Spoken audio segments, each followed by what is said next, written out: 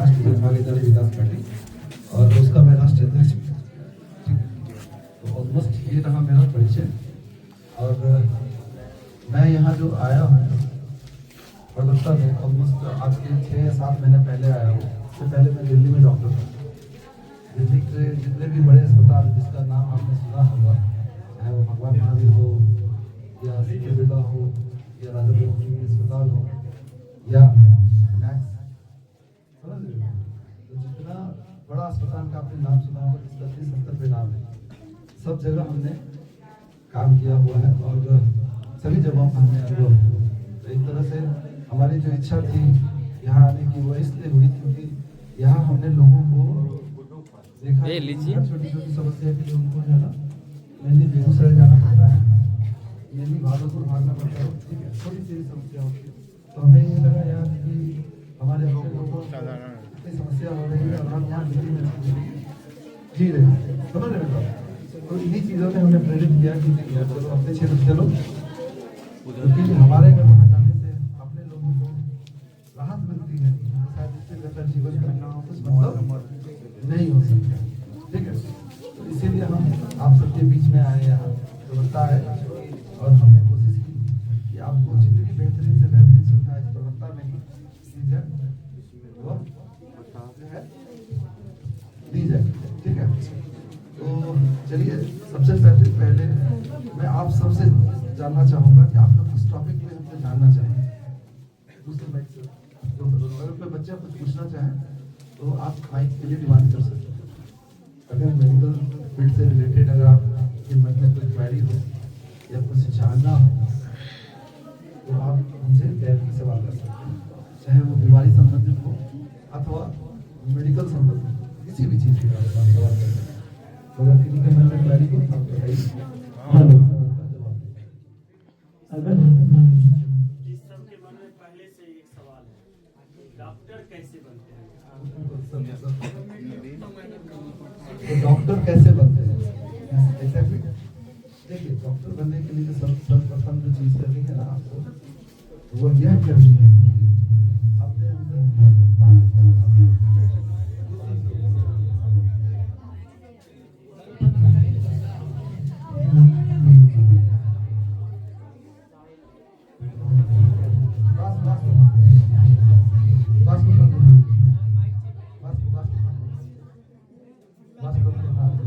ये ठीक है। तो सबसे पहले जो रिक्वायरमेंट है ना, अगर आप किसी भी व्यक्ति से पूछिएगा तो वो आपको मतलब कुछ और चीजें बताएगी, लेकिन जो मेरा जो अनुभव रहा ना इस चीज को लेकर, सबसे पहले जो चीज आपके अंदर होनी चाहिए वो है पागलपन। लोग कहेंगे कि अच्छा बनिए, हम कहेंगे आप पागल बनो। पागल किस चीज के लिए? अपने पढ़ाई के लिए, अपने लक्ष्य के लिए। तो अगर आपके पागल मतलब आपके जुनून को देख करके अगर कोई यह नहीं कह रहा है ना कि आप पागल हो, तो यानी आप अपने लक्ष्य के लिए डेडिकेटेड नहीं। आपके अंदर इतना जुनून होना चाहिए अपने लक्ष्य को लेकर के कि कोई भी आदमी देख करके यह कहेगा अरे पागल, पक्का ही लड़का पागल है, पक्का ही लड़की पागल है। ठीक है, मैं इसलिए यह चीज कह रहा हूँ क्योंकि मैंने ऑलमोस्ट 3 तरह की डॉक्टरी पढ़ी अपने जीवन में। अपने जीवन में 3 तरह की डॉक्टरी पढ़ी। कोई व्यक्ति एक तरह की डॉक्टरी नहीं पढ़ सकता है। हमने 3 तरह की डॉक्टरी, हमने पौधे की भी डॉक्टरी पढ़ी, हमने बीएससी एग्रीकल्चर किया ऑलमोस्ट 1 साल की सवर भागलपुर एग्रीकल्चर यूनिवर्सिटी से 1 साल। उसके बाद हमने जो है वेटनरी भी की, मतलब जानवर की भी डॉक्टरी हमने पढ़ी 3.5 साल। उसके बाद तब हमने आदमी की डॉक्टरी। तो आप सोचो कि हमने तीनों डॉक्टर बनने का अनुभव लिया एक ही जीवन।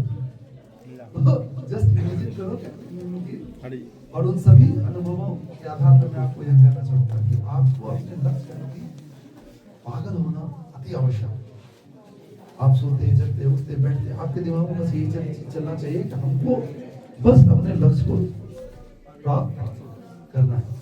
तो सबसे महत्वपूर्ण चीज है पागलपन। दूसरा है त्याग करने की अपने अंदर, समझ बात को, आपको त्याग करने की टेंडेंसी होनी चाहिए। त्याग करने की टेंडेंसी इन द सेंस कि आपको अपने लक्ष्य के लिए कुछ भी अगर छोड़ने के लिए कहा जाए तो आप छोड़ने को तैयार हो एनी टाइम। समझ रहे हो? चाहे वो आपकी नींद हो, चाहे वो आपका परिवार हो, चाहे वो आपके मित्र हो, चाहे वो कोई भी हो, तो आपके अंदर कुछ भी छोड़ने की टेंडेंसी होनी चाहिए। ये दूसरी क्राइटेरिया।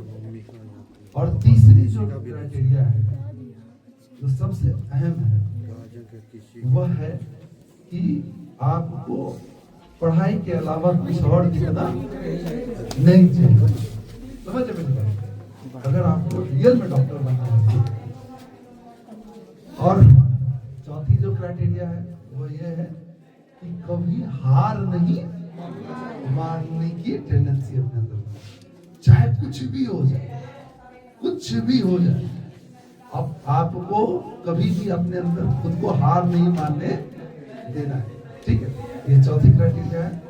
और सबसे जो लास्ट में क्राइटेरिया जो समझता हूँ वो ये है कि आपको 12th पास होना चाहिए फिजिक्स केमिस्ट्री बायोलॉजी में। उसके बाद 12th पास करने के बाद आपको नीट की परीक्षा देनी होती है, ठीक है, जो कि पूरे के पूरे भारत लेवल पे होती है। इसमें लाखों लाख विद्यार्थी बैठते हैं, ठीक है।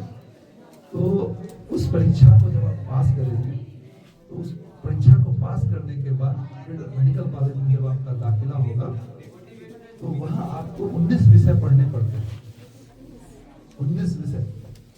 और 5.5 साल के कोर्स में ऑलमोस्ट 4.5 साल का जो कोर्स होता है उसमें थियोरेटिकल प्लस प्रैक्टिकल दोनों होता है। तो 19 विषय जो आप पढ़ते हैं 4.5 साल में थियोरेटिकल में, उसका प्रैक्टिकल भी आपका 4.5 साल में होता है। उसके अलावा फिर जो आप 1 साल का करते हैं वो आप होता है इंटर्नशिप होता है। तो उस इंटर्नशिप में क्या करना होता है कि आपको सिर्फ और सिर्फ जो आपने पढ़ा है, प्रैक्टिकल किया है, उसके बेसिस पे आपको जो है मरीजों को देखना होता है, ठीक है। तो अब है कहने का कि इतना करने के बाद, और सबसे बड़ी बात बताता हूँ आपको कि एक एक जो मेडिकल की जो किताबें होती है ना, मैं नहीं आया कभी, आप आइएगा हमारे अस्पताल, ठीक है, यहीं पे सब्जी अड़क के पास जो आपको पोस्टर दिया जा रहा है, इसमें अस्पताल का एड्रेस भी है, प्लस सारी चीजें हैं, सुविधा का भी वर्णन है इसमें, ठीक है। तो आप लोग आइएगा घूमने के मकसद से, अगर आप ऐसे दिखाना भी नहीं है तो कोई बात नहीं, आइएगा घूमने के लिए, सर का नाम ले लीजिएगा, ठीक है। हम आपको अपनी लाइब्रेरी दिखाएंगे, ठीक है, और दिखाएंगे कि जो अभी हमारे पास यहाँ किताब अवेलेबल है वो ऑलमोस्ट 15% की किताबें हैं जो हमने अपने डॉक्टरी की दौरान पढ़ी, ठीक है। तो ऑलमोस्ट 19 विषय का गहन अध्ययन करने की एक किताबें जो होती है, इतनी मोटी मोटी किताबें होती हैं, उसको पढ़ने के बाद एक डिग्री मिलती है, उसको कहते हैं MBBS, ठीक है, MBBS। तो आप सोचोगे कि अब आप कहोगे क्या कि सर इतना पढ़ना पड़ता है, कैसे ये प्रैक्टिकली पॉसिबल है इतना पढ़ना? तो वो जो मैंने शुरुआत की आपको 4 चीजें बताई ना, वही चीजों की बदौलत इतना संभव होता है। और सबसे मोस्ट इम्पोर्टेंट, खुद से पहले लोगों के लिए चीजों को जितना ज्यादा से ज्यादा हो सके उसको अवॉइड करें, उसको नहीं खाएं, और जितना ज्यादा से ज्यादा हो सके अपने घर के ही खाने को खाना है। दूसरी बात, लंबे समय तक भूखे नहीं रहना है। हाँ,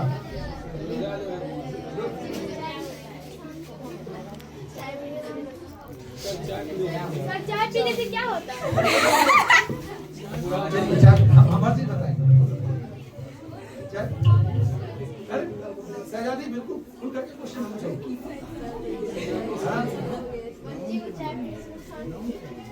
बच्चे को चाय पीने से नुकसान क्यों होता है? उसमें जो आप उसमें चाय में जो पदार्थ होते हैं उसका जो मुख्यतः जो काम होता है वो होता है कि हमारे ब्रेन के को एक्टिवेट कर देना सेंटर को, ठीक है। तो जिसकी वजह से क्या होगा, हेलुसिनेशन इफेक्ट कह सकते हैं आप, तो आप अच्छा फील कराएंगे, ठीक है। लेकिन उसका जो है हमारे शरीर के दूसरे अंगों पे, जैसे कि हमारा जो पेट हो गया, ठीक है, समझ रहे हो आप, इन पे उसका दुष्प्रभाव बहुत अत्यधिक है। इसकी वजह से आप देखते हो कि गैस बहुत ज्यादा बनाता है, एसिडिटी बहुत ज्यादा बनता है, ठीक है। तो इसीलिए बच्चों को चाय पीने से बच्चों का कोशिश करना चाहिए कि बड़ों को भी चाय नहीं पीनी चाहिए। चाय अच्छी चीज नहीं है। हम भी इसीलिए देखिए, हम भी हम झूठ नहीं बोलेंगे, हम खुद भी अवॉइड करते हैं चाय पीना। हम जो है खुद भी अवॉइड करते हैं। आप कहीं गए जबरदस्ती पिला दी, वो अलग चीज है, लेकिन हम स्वयं जो है हम वही चीजें आपको बोल रहे करने के लिए जो हम स्वयं करते हैं। ऐसा नहीं है कि मतलब हम आपको कह रहे हैं कि आप ये काम करो और जो है हम वो चीजें कर रहे हैं। हमने बहुत डिसिप्लिन जीवन जिया है, बहुत ही अनुशासित जीवन जिया। आज भी जो है मेरी इतनी हिम्मत नहीं है कि अगर मेरे माता और पिताजी या मेरे चाचा जी सामने में अगर कोई बात कह दें और मैं उनको ना कह दूं, ये हो नहीं सकता। आज भी मैं जो घर जाता हूँ, यहाँ से मेरा जो ओरिजिनल घर है वो खगड़िया में हुआ आवास बोल, ठीक है। तो आज भी मेरी इतनी हिम्मत नहीं है कि मैं मम्मी से बिना पूछे घर चला जाऊं। आप सोचो, जबकि मैं 3 संस्थान का एक तरह से डायरेक्टर हूँ। 3 संस्थान, एक संस्थान नहीं, मैं एडिशनल पीएससी डुमरिया बुजुर्ग का इंचार्ज हूँ।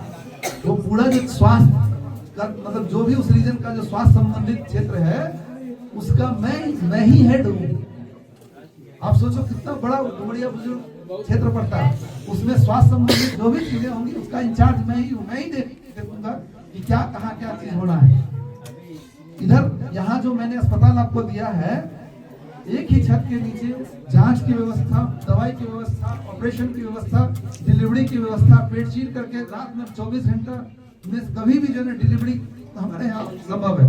पेट चीर करके बच्चे की करने की जरूरत है, 24 घंटे हमारे यहाँ उपलब्ध है। हम नींबू की व्यवस्था है, जो बच्चों को जो शीशे में रखते हैं उसकी व्यवस्था। तो आप सोचिए, ऐसा अस्पताल यहाँ से लेकर के जमालपुर तक में भी कहीं नहीं है। तो इतने बड़े अस्पताल का भी मैं डायरेक्टर हूँ। प्लस राष्ट्रीय जन भागीदारी विकास पार्टी उसमें देखे होंगे, उस पार्टी का राष्ट्रीय अध्यक्ष मैं हूँ। तो इतना 3 संस्थान का डायरेक्टर होने के बाद भी मेरी इतनी हिम्मत नहीं है कि मैं अपनी मम्मी से बिना पूछे अपने घर भी चला जाऊं। तो आप सोचिए कि कितना अनुशासित जीवन में जी रहा हूं। तो अभी अगर आपकी मम्मी बोलेगी रे बेटा जो है ना ये काम कर दो, तो आप लोग चिड़चिड़ जाते हैं, अरे नहीं मैं करूंगा नहीं, ठीक है। लेकिन मेरी हिम्मत अभी भी नहीं है कि मैं ना बोलूं। और ये आज अगर इतने बड़े पद पे हूं तो वही ड्यूटी माँ बाप के इसी अनुशासन की वजह से। अगर आप कितने भी बड़े डॉक्टर, इंजीनियर या कुछ भी बन जाओ, अगर आप अनुशासित नहीं हैं तो आप शून्य हैं। तो अपने जीवन में अनुशासित होना सबसे महत्वपूर्ण चीज है।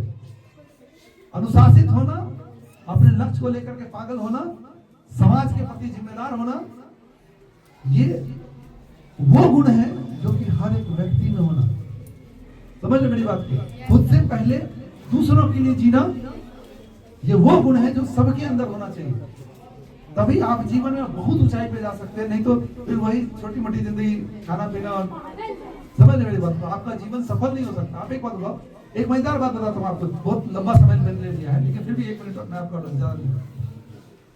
मैं मेरे पिताजी बचपन से हमको एक बात सिखाते थे, बेटा कभी भी जीवन जो है ना, अपना एक इंसान का जो जीवन होता है वो खुद के लिए नहीं होता है। तो फिर अपना जीवन जब अपने के लिए नहीं हुआ तो फिर किसके लिए जिएंगे भाई। तो मेरे पिताजी बोलते थे कि आपका जो जीवन का जो 70% हिस्सा है वो समाज के लिए है। जो आपका समाज में आप रहते हैं, आपके जीवन का 70% हिस्सा समाज के लिए है। 70% हिस्सा समाज के लिए, 30% हिस्सा किसके लिए?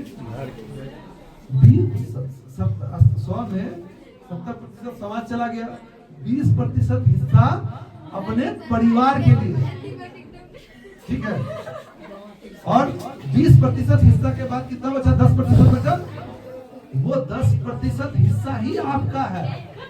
तो होता क्या था कि बचपन से सब मदद करते थे, शुरुआत से सब लोगों की मदद करते थे। ये कॉमन प्रॉब्लम आप लोग के अंदर होगी। सुनिए मेरी बात को बस 1 मिनट, हम आपके ज्यादा नहीं लेंगे सब। तो ये कॉमन प्रॉब्लम सबके अंदर होगी। हम जाते थे, मदद करते थे लोगों की, जिसको भी जरूरत होती थी, कॉपी चाहिए, कलम चाहिए, चाहिए, नोट चाहिए, हम जब मदद करते थे उनको, तो वो हमसे मदद लेते थे। और जब हमको जरूरत होती थी तो वो मदद करते नहीं थे और उल्टे मजाक बनाते थे, अरे मैंने इसको बेवकूफ बनाकर कैसे काम निकाल लिया। समझ मेरी बात? तो अब होता था क्या कि ये चीजें बहुत तकलीफ देती थी। लगता था कि यार कि जो ना कि एक तो यूज भी कर रहा है, ऊपर से बोल रहा है कि आप इस्तेमाल कर लिए, हमको बेवकूफ भी समझ रहा है। ठीक है, तो ये गलत रास्ते पे तो नहीं आ गए। तो एक दिन हुआ, अपने पिताजी मेरे और बड़े पापा बैठे हुए थे और हम उनके पास गए और हम बहुत गुस्सा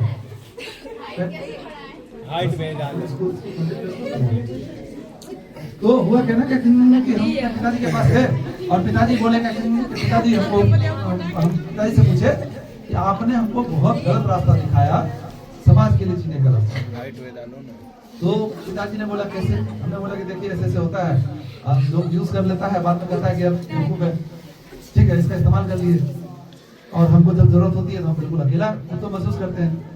तो मेरे पिताजी बाहर लेकर के गए, ठीक है, और उस वक्त रात का समय था। तो रात के समय में पिताजी ने पूछा कि आसमान में तुमको क्या दिख रहा है? तारा। नहीं, सबसे पहले दिखा हमको चांद। हमने पिताजी को बोला कि वहाँ चंद्रमा दिखा, चंद्रमा दिखा। तो मेरे पिताजी ने बोला कि अरबों खरबों तारा तुमको नहीं दिखा, अरबों खरबों जितना तारा है वो तुमको नहीं दिखा, तुमको एक अकेला जो है चंद्रमा दिखा। ऐसा काहे हुआ? हम बोले इसलिए क्योंकि वो भीड़ में अलग है। तो पिताजी ने बोला इसीलिए मैंने कहा पूरी दुनिया तो अपने लिए जी ही रही है बेटा, तुम अगर जब तक दुनिया के लिए नहीं जियोगे तो फिर तुम उस भीड़ का से अलग अंश कैसे हो? समझ रहे मेरी बात को? तो जब अगर तुम भीड़ में अलग नहीं दिखोगे तो फिर तुम भी तो भीड़ का हिस्सा ही बन करके रह जाओगे। मरने के बाद किसको याद रहता है? अपने पिताजी का नाम किसी को याद नहीं रहता है।